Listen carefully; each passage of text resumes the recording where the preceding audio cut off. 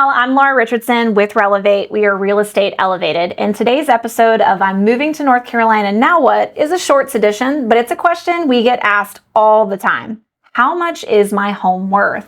So you have to remember there's two different lenses that we're looking at here, the buyer perspective as well as the seller's perspective. So when I'm breaking down a couple of these, I'm going to talk about both because they can actually be very different.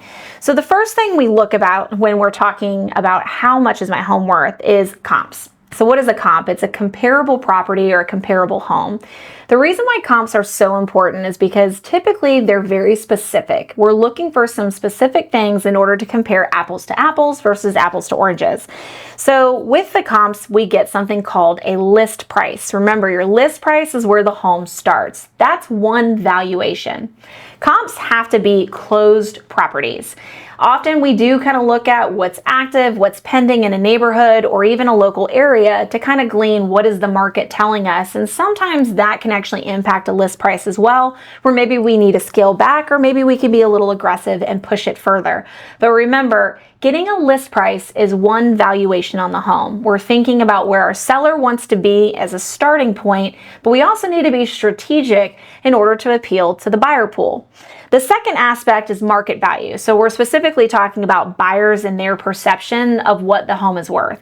Something that really threw a lot of people for a loop, even folks who had been in the industry for 30 years, is talking about how the market treated home value in like 2021, even 2022. So what we saw is that a list price might be, let's say, listed at $800,000, yet the market was willing to pay $950,000 for the home. And what we ended up seeing pretty steadily there were appraisal gaps. So we have that list price or that valuation we started with, and then we have that purchase price, which is the contract, the agreed upon payment price that the buyer said they were willing to do. And when those two don't match up, sometimes, not always, but you can walk into what's known as an appraisal gap. So we lean into the third valuation. So now we've talked about your list price, your market value. Let's talk appraisal.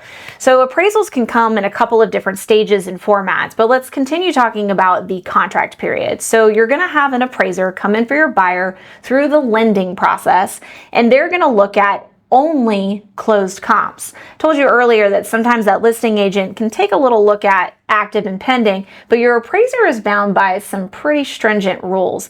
They have to look at what's closed. So even though you might have something that's just on the verge of closing, the appraiser can include that in their valuation as far as the information, but they can't include that in their numbers.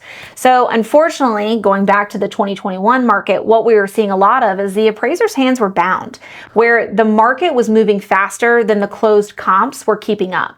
We see this again on the flip side of things when we have a low inventory market like what we're in here in 2023, where there's not that aggression that we saw because of low interest rates in 2021 and 2022, where things were flipping over pretty steadily.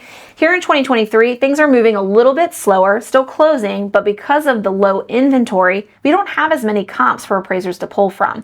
You think about it like this: if there's only 10 homes closing a month in a neighborhood versus 100 homes in 2021 closing in a neighborhood, it doesn't give the appraiser as much opportunity to pull new numbers.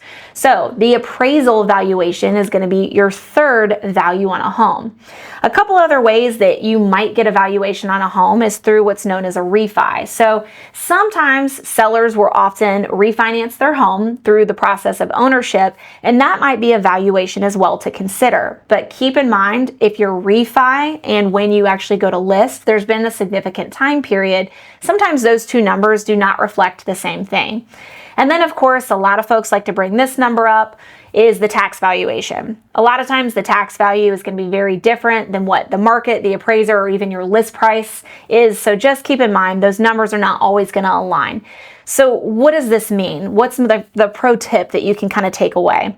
Well, first of all, you want to pay attention to all the different numbers. You want to pay attention to the psychology and the data behind all of the numbers and kind of get an idea in your brain what you think your home is going to be valued at. This comes into play a lot of times when you're pulling out a home equity line of credit or anything like that as well. And then one last thing, and again, this is just another pro tip, be really careful of paying attention to online sources that might be giving you a valuation on your home that could be a little inflated or skewed based on where it's pulling data. I think we all all know which one I'm talking about here. So I'm Laura Richardson with Relevate. If you're looking to keep up to date with our market here in the Triangle or just understand real estate in general, follow us here on our YouTube channel and listen to us on Spotify everywhere. We'll see you next time.